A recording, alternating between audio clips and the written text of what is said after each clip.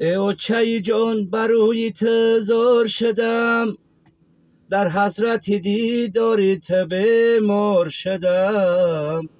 دلم که نمیخواست از شما باشم جدا، از برای زندگی را ناچار شدم، از برای زندگی را ناچار شدم. هر دفعه که من به این زمزمه گوش میدهم اشک از چشمانم جاری می شود. باوری دارم چنین آهنگان نه تنها به من دور از وطن بلکه به طور دل هزاران مهاجر ناخون میزند، چون تصویری دردهای باطنی ماست. سلام بینندگانی از چشم دور ولی به دل نزدیک من. در نشر نوبتی ویژه گفتار روزگار مهاجر تصمیم گرفتم با سرگذشت قهرمان این نوار شما را آشنا کنم. طوری برای من معلوم شد جانی بیگ لطیفی 44 ساله در اویله آموزگار به دنیا آمده است. نابسامانی های آن زمان و تنگدستی خانواده باعث شد که بعد ختم مکتب میانه نتوانست معلوماتی عالی بگیرد و بنابراین به صف مهاجران پیوست. 2 سال اخیر در راههای اروپا ماشین بارکش میراند. او از شرایط کار و زندگی گله ندارد، ولی همین دوری از والدین و همسر و فرزندان دلش را هر زمان میفشارد. شما تقریبا 20 چند سالتان در مهاجرت گذشت و میبینم که حالا 2 سال قریب در راه هستید در ماشین.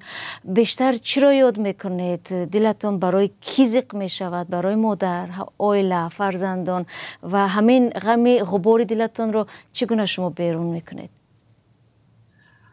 اپا جان بیشتر خب مادر را یاد میکنید. بعد کم خیلی اویله فرزندان و من به حد در مهاجرت بسیار بودم.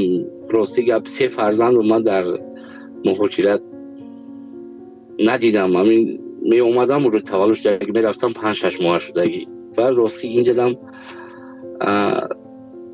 می گردم توقع تنها میمونم. مادر را یاد میکنی، پدر را یاد میکنی. در کدام لحظه ها بیشتر آدم را علم میکند که وقتی در خرسندی است مثلا چی است که نیستند و شما میخواستید باشید و امکانیت نیست؟ بسیارتر وقتایی که در خانه اگه خیش تبار یک توی میکنه نمیبینید. سالی که سشته پدرم و مادرم حج روان کردم، همه اونجا من اینجا بودم. راستی خیلی بودم بس علم میکنه بخشش خودم داشتم افغانستان. این یک احساسی انسانی است. این رو پنهان کردن این چیزی است که در دل است و نمیشود ابا جان. و این چیز هم درست نیست که میگن مرد باید نگیرید، مرد باید نشان ندهد احساسش. این چیز درست نیست. مرد هم میگیرد، مرد هم دل دارد، مرد هم احساس دارد، مرد هم محبت دارد. زیق میشود. میشود ابا جان، میشود که تنها گریه هم میکنم. خیلی میشود. این من عذاب نیست، اینجا یکون شرایطی ما عذاب نیست، این دوری. بعد کم من شعر را مخدم من درونی ماشین با کم در وصف مادر و پدر و غریبی و اگه راستی گپ اونقدر به حافظ و مانند نباشد کم میخونم و با خودم آرام میکنم و بو همین ثبت کرده با یار و رفیقا و با همین رانندگاه میپرتم زنگ میزنیم و گفتی روستا افسردت میکنن که زیر شده خانه را گفته. خیلی وضعیت من نگاه کردم کار میکنیم 5 ماه 6 ماه 7 ماه او دفعه اومدگی ما 1 سال استودم. خیلی کمک وضعیت زندگی وزن‌تر بود تو خیلی شکر خدا زندگی را موضوع بهتر نهست.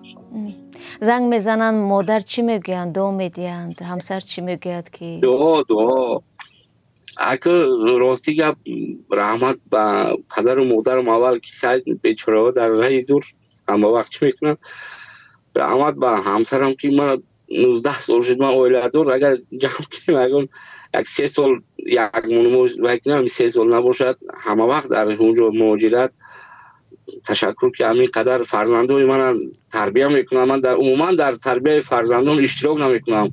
همه فرزندان خدا با شکر همین اویله هم تربیه میکنند. همین سال بچه‌م صنف 9 تمام کرد، یک کالج با داخل شد. تربیتشون هم ناز نمونوی خدا شکر. صد آفرینشان. این خوب است وقتی شما دلتون پر است که همسر هست در براتون و این به شما هم قوت میده و نیرو میده. من فرزندو چی میگی؟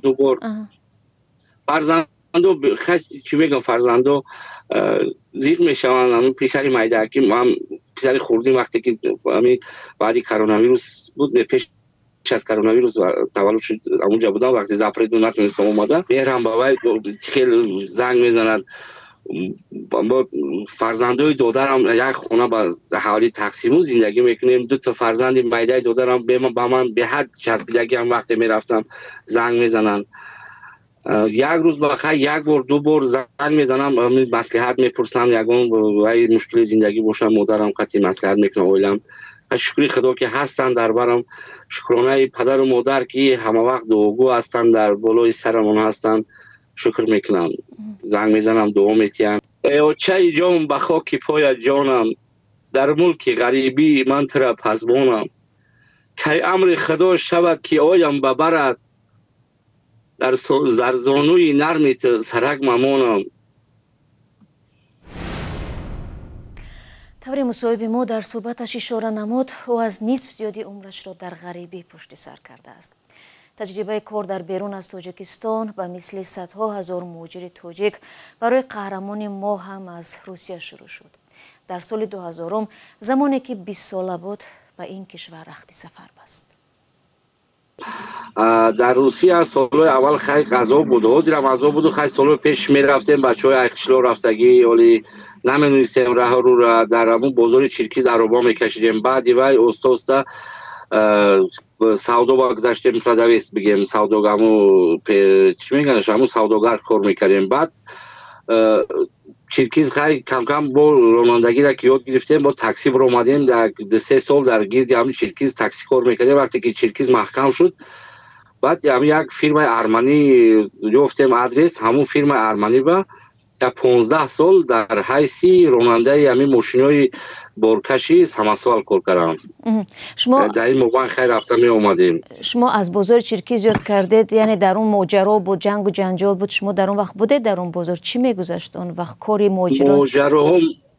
حال مهاجران خیلی او وقتا اینقدر او وقتا هم عذاب بود، نه که به این درجه نبود. خیلی میقپیدن، ملیسا میبردن، همین 500 سوم 200 سوم 1000 سوم گرفته سر میدادن. بعد پسانتر ما اوجه که وقتی که همون چرکیز یک پارتیا همون وایوش محکم کردن، بگیم خوابگاه را محکم کردن، ما با مثال کوارتیرها گذاشتیم. وقتی کوارتیر گذاشتیم دیگه حجتمون همش تخت میکردیم، به حجت نمیگشتیم دیگه، پشت پرابلم نمیشید با ما. همین میرفتیم می اومدیم با حجتمون تخت کردگی. با وقتی که با تاکسی بر اومدیم، در تاکسی عموما بود دیگه نمیشید. همین که دیگه پجان به تشویش نرمال کار کردیم. خیلی عذاب بود، عذاب در روسیه خیلی خودتون میدونید که حجت گوزنیش هم نیست پجان. از کدام لحاظ عذاب بود؟ از لحاظ مناسبت، از لحاظ پیدا کردن کار، زندگی و چی اون وقت؟ از لحاظ همین مناسبت هم بود، کم کم همون ویوش خیلی همون پلیساش کم کم مناسبت هم بود. بعدی تاکسی که مثال برو اومدم به حد با خوبتر شد، وضعیت خوب شد که در تاکسی و وقتا خیلی کار نرستر بود، خیلی قدر امکان نرس بود. برای که خیلی میرم اومدم 6 ماه 7 ماه 8 ماه تا 1 سال کار میکردم، با خونه میرفتم. زندگی را خیلی همه تمام زندگی را بگیم همه کمبودی زندگی را ای روسیه بود کردیم، یگان گرام چی هم نیست. خیلی پس همین سال اخیر خیلی به همه معلومه وضعیت روسیه چی شدگی شد. گفته تمام کمبودیاتون را از همین حساب شما برطرف کردید. چی زندگی داشتید و چی توانستید در مدتی مثلا در مهاجرت بودنتون در روسیه همون مشکلاتون حل کنید؟ مشکل این بود که خیلی من در اولای محلیم تولد شدگی، پدرم محلی، مادرم بگیم خونشین بود. همین معاش معلم اکا حاضر معلوم بود خودم اون وقت هم معاش معلم کم بود. خیلی مشکل در زندگی در اویله 6 نفر هستیم کلان خونه. من بعد من 1 دختر 4 خواهر دارم. همون مثال توی معرکه های خانه و همه همون مثال تعمیر خانه با توی عروسی خواهرام و دادرم و خودم و همش طرف از حسابی همین روسیه کردیم. خیلی از اون بود سوز بود، خیلی وقتا با بهتر بود تیم حوزی. با نقل جانبیک در تمام مدت فعالیت در روسیه تلاش میکرد که در دایره قانون کار و زندگی نماید، اما با این هم چند دفعه بر روی خط افراد اخراج شده و ممنوع الورود وارد گردید. ماشینی بارکش با کار میکردیم، در ماشین بارکش در همون چشم همین ملیسا بسیار میغلطیدیم. وقتی که من میکنم پروریکا میکنم داکیومنتو نقضم باشد میگم بیا یک تا پروتکل کردمونیم، یک پروتکل میکنن همه از بس که همین یک تا دو تا سه تا پروتکل که میکنن ما حقوق ویرانکن حساب میشیم. نگوید نمیشود، ها گوید همین خیلی میشد. همین یک اومده رفتم با حجتون نقض نه که من وقتی که یکم بار من همون ممنون اعلان کردن رفتم پیش همون پاسپورت برای تفتیش کردن، گفتن که تو در روسیه یک چند همون اشترافای روسیه داری که سپرده باشیرم، این در نامه اعمالت به گفتی تاجیکو داغ میمونده است، ثبت شده است. خیلی بعد راستی گفت ما فامیل ما علی با ایواز کردیم اومدیم کار کردیم با یک سال دیگر با همون ماشین با همون فیرمای همون ارمانووا رفتیم این کرد با همون پرابلم با گفتن که با شما ثبت چی داره. با خیلی یک سال ایستادم زیادترک این فامیل هم شده شد وایشم با فامیل خودم گشته اومدم با یک سال کار کرده رفتم این کرد نمیدونم از چی سبب باشه که بعد کرونا ویروس اومدم گفتن که با چی داری با زپرت داری، گفتن 1.5 ساله زپرت راستی گفت این کرد. بعد دیگه وقتی که در سببی که در روسیه بودم رفتم پاتنت سپوریدم، پاتنت گرفتنی رفتم با گفتم که شما زپرت دارم. من گفتم اومدم خیلی داکیومنتوم حجتوم سپوریدم شما همه تفتیش کردید. وقتی که تو ای گرانیسه گذاشتی یک ماه پس بعد زپرت تو پیدا شده است. خیلی راستی گفت با من خوب شد که 1.5 سال خونه نرفتم، همونجا به داکیومنت کار کردم. همونجا بعد خطی بچه‌ها در علاقه اومدیم اروپا را همو بایوش شرایطش فهمیده با این فیلم خط اومدیم در این فیلم کار کردیم. خیلی داکیومنت را همون وقت مسکو ویزا زدم میدادم، همون مسکو ویزا زدم و اینجا اومدم. یعنی شما وقتی که ایواز کردید مثلا با یک شناسنامه دیگر رفتید ترس نداشتید، هراس نداشتید که مثلا شما رو میدارن؟ ترس هراس بود. وقتی که من رفتم ای تماشا گذاشتم نمیدونم چی هیجان در من بود که خداوند نکنه یگان چی نشد نگذاشتم. وقتی که رفتم یکم بار پاتنت کردم و ایزی دستوی سپوریدیم فامیل پیشینه من برآمد اینش هم برآمد پیشینه برآمد من برده یک نیم ساعت تفتیش کردن که گفتن که او فامیل پیشینت هم ویزا شده اینش هم شده یگان قانون ویرانکنی نیست ما یگان چی نداریم برای تو یگان حرفی زیادتی نیست. رفتم وقتی زیادتر نگرفتن پاتنت کرده دادن. دفعه دوم هم اومدم وقتی پاتنت سپوری با اینش هم برآمد برده بود تفتیش کردن و من سوال دادم گفتم که من هر گفتن در همین روسیه اگر 100 سالم که بیستی همون نومی پیشینت میبروید. ای هموطنی عزیزتر از جان، ای یوسف امروزی کنعان، بیرون ز وطن چی حال داری؟ بیا و از روزگارت ما را آشنا کن. بینندگان عزیز، اگر شما دور از تاجیکستانید و از نازکی‌های مهاجرت آگاه هستید و می‌خواهید دیگران نیز بدانند، پس این برنامه برای شماست. روزگار مهاجر، مطابق شوی با محیط نو، قصه‌های انسانی و سبق‌های حیاتی. قهرمان ما گفت اگر با مشکلاتی حجتگذاری در روسیه دچار نمیگشت، در گمان است که به فکر عوض کردن مکان دائمی بود و باشش میشد. در اصل او از چنین گردش در سرنوشتش حال خوشنود است. اپا جان او وقتا که مثال 1 سال 2 سال پیش به این دولت ها اومدن اونقدر آدم ها بچی نبود. راستی گپ همون همسایه‌ام که من مجبور کرده به این دولت اوور من راضی بودم که 1.5 سال ایستاده رفته بود در روسیه گشته بیایم. هم جای کارم نقض بود، ارمنا من نقض حرمت میکردن، حاضر دادرم در جام کار میکرد، دادرم هم زفره زدن نتونست رفته. من نمیموندن مثال بلیتی رفته اومدن و میگرفتن با یاردم میکردن لیکن همین وقتی که اوجه همین کورو سر شد دلم خنک شد راستی گپ همین یک نیم ساله که اوجه واشید دلم خنک شد این بچه هم من گفت که بیا من باور نداشتم که یک آدمی بچه دهقانی که عموما همین به غرض از رسیای جدیگینه میبیام در اینجا این دولت رو میبینم گفته راستی اول خیلی روزگی ندادم یک ما دو ما التماس کرد بعد در اینترنت رو اومدم بعد همین یوتیوب بچه‌ها را دیدم که در حقیقت همین کارا بوده است بعد هرچی خدا با شکر اینجا توریش اینجا اومدم. یعنی شما فرق کار و زندگی رو در روسیه و در مثلا اروپا احساس کردید چه فرق داشته است که اینجا به شما پسند آمد و دیگر تصمیم گرفتید که در همینجا بمانید؟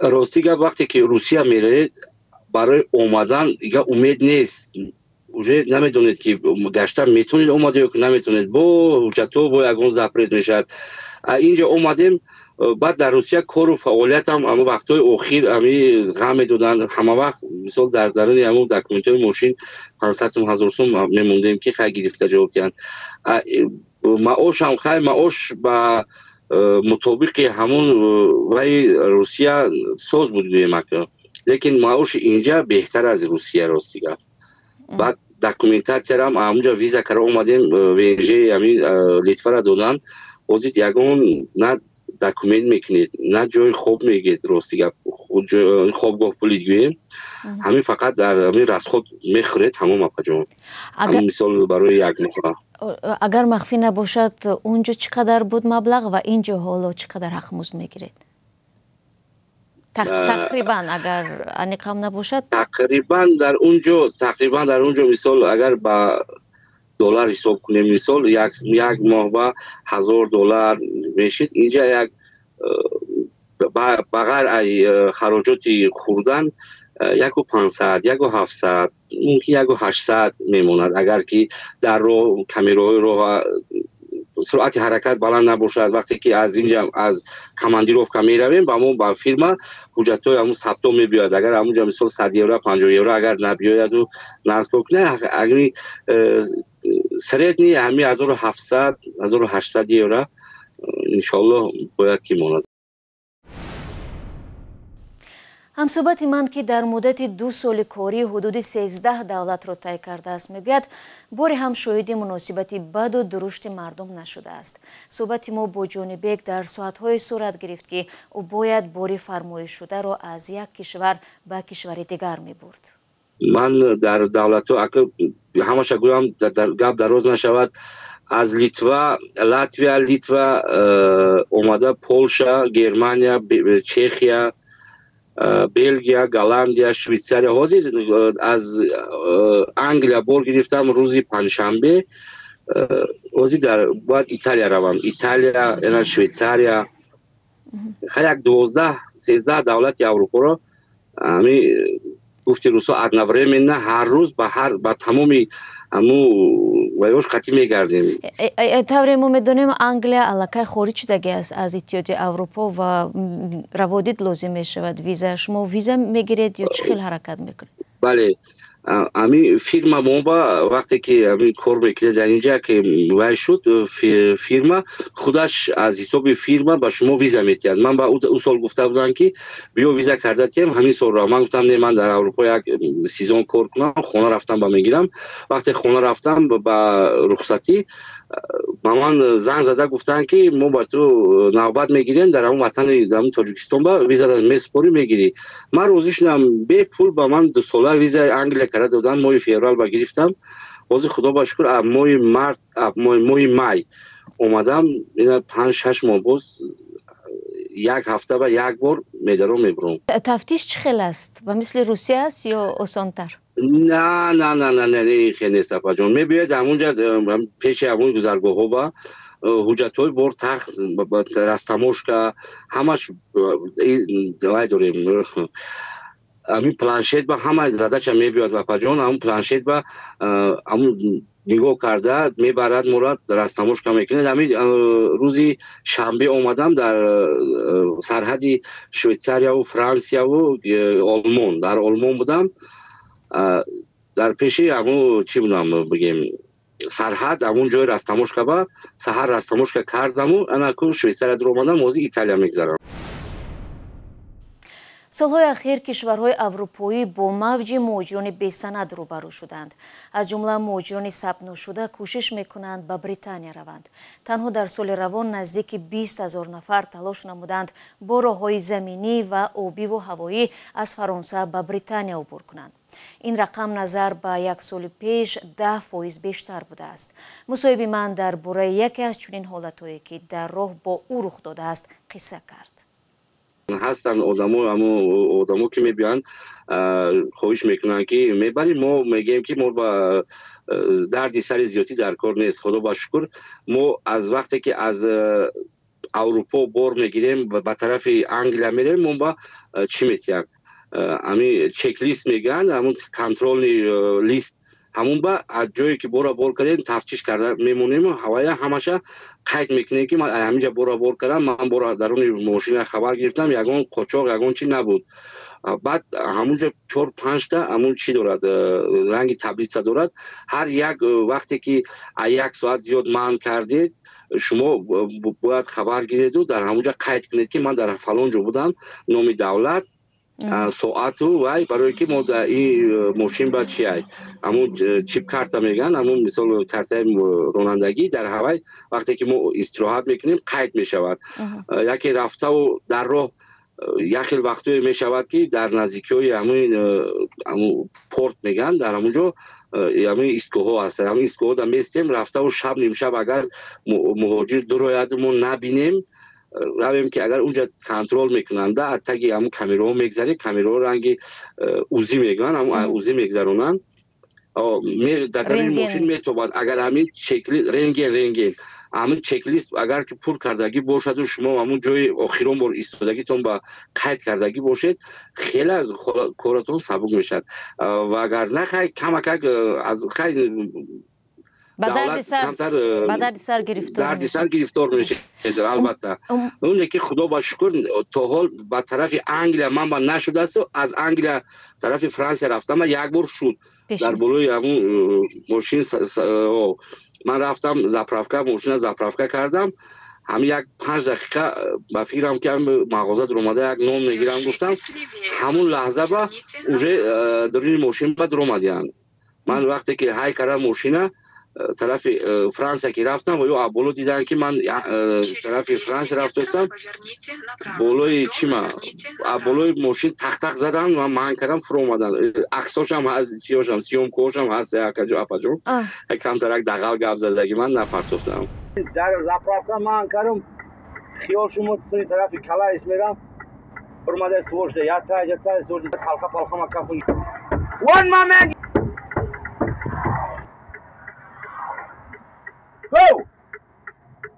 Go! 1 2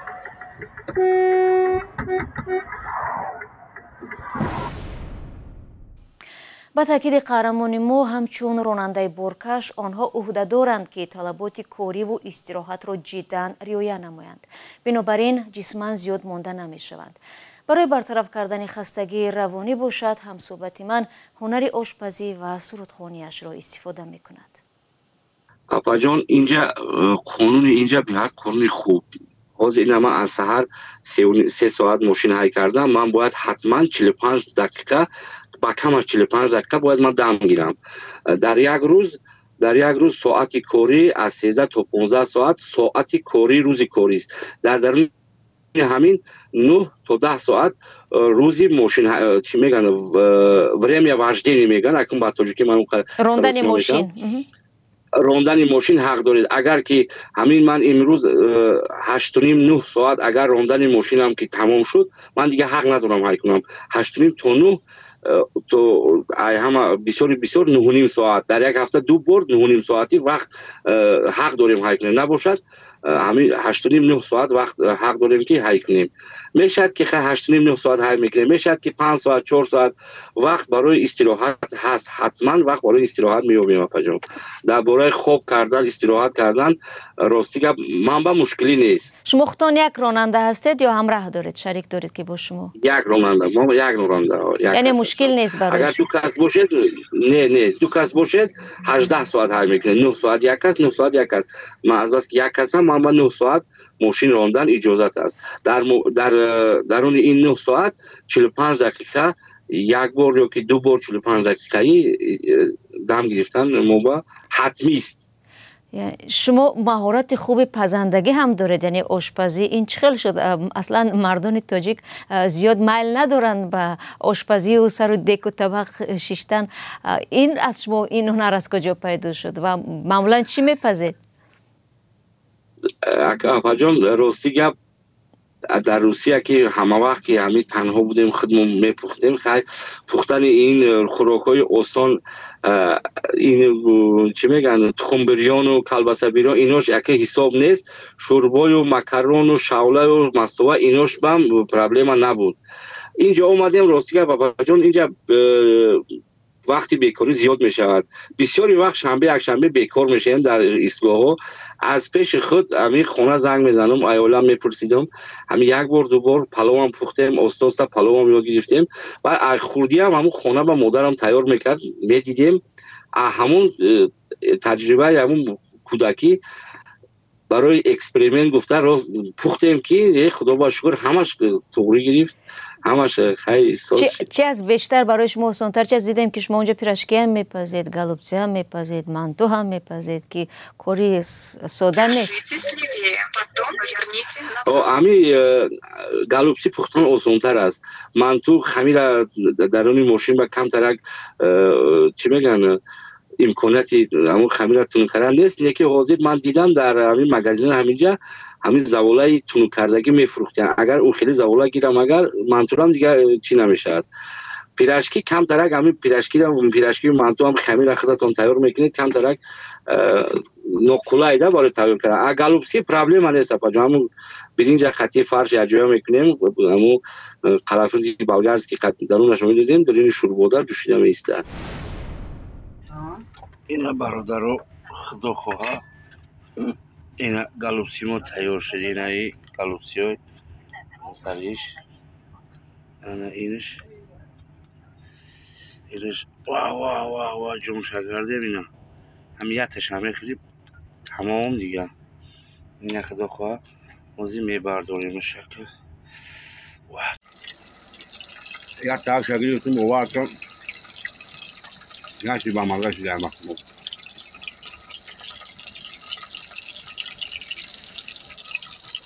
روی بسو قلن دادم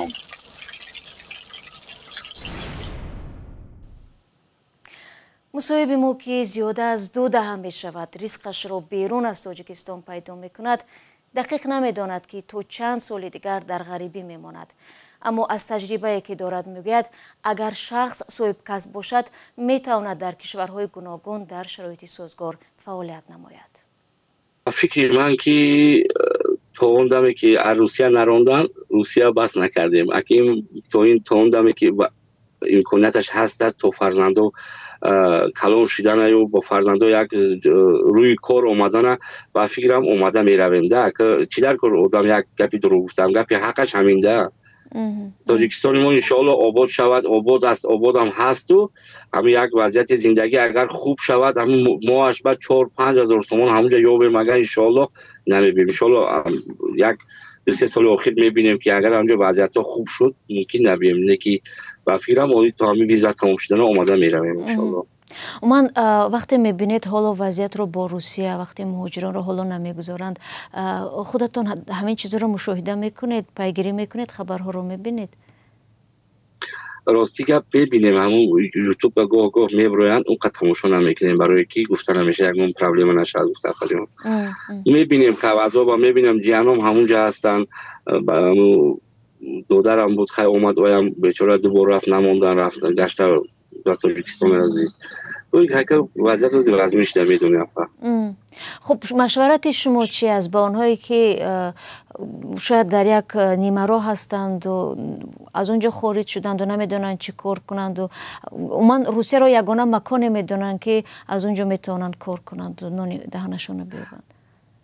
مشورتی من اپاجان با اون مردای تاجیکی که از روسیه نمیتونن رفته و موندگیان اختصاص داشته باشن اینجا مثلا در روسیه اختصاص هم نداشته باشی رفته کار میکنی اینجا اکو به اختصاص اومدن نمیشود اختصاص داشته باشن اختصاص رانندگی اختصاص استاگی داشته باشن و همون دیپلمشون باشد از فیرما ها شده شدگی همون درویان وکانسی ها و میتونن که نامنویس کرده به یگان میانه رو همون رسخود همون خراجات همون ویزایی و کرده اومدنشون 100% یگان چی نیست یگان مثلا میانه رو یگان چقدر نمیخوام میتونن بیاین من با مشورت میتیم و من مصلحت میتیم که مردم تاجیک بچه‌هایی که قابلیت کاری دارن حتما با همین فیرما هایی که همینجا رانندگی می یا که ساختمان می به علاقه برآمده بیاین اینجا و کاری بهتر و خوبتر نظر بررسیه به حد خوب است بیاین اینجا کار کنن که مثال زندگیشون بهتر شود اینجا براستی گپ در این برنامه شما هیجان زده شدم میخواستم یک مثال سلام خود رو بر پدر و مادر راستی از اول کردنی بودم که نشد عیادم برآمد با پدر و مادر و با همسر و بعداً با برادرانی که من دستگیری کردن با اینجا اومدم کامیل جان همسایم بعد از اون اینجا اومدم حمید جان استادی من بود که من در همین راههای اروپا راندن ماشین من راندن ماشین مثال میتونستم لیکن من اینقدر چی نداشتم در اینجا تجربه نداشتید تجربه اروپا نداشتم و با تمام نازکی های کارهای اروپا رو با من آموزان تشکر زیاد و سلام گرم جوشان رو میرسونم که بعد از آن بهادر نصرالله و پرویز و خب کامیل و همه بچه هایی که در همین اروپا کار میکنید هم کسبان ما همه بچه هایی که در فیلم ترانسمیا کار میکنید فیلم گیرته که کار میکنید سلام خود رو میرسونم و مینداری خود رو به همین بچه ها بیان میکنم که اونها بسیاری همین بچه ها بودن که وقتی که من نوکار بودم زنگ میزدم به من همه این نازکی ها رو یاد دادن. اگرچه مهاجرت سالهاست دامان قهرمان ما را رها نمیکند امیدواریم فرزندان او و همین طور صدها هزار کودکان امروز در آینده نان شوری غریبی را نخواهند چشید. برای تقویت این گفته ها برنامه امروزه را با این مصرع ها به پایان میبرم.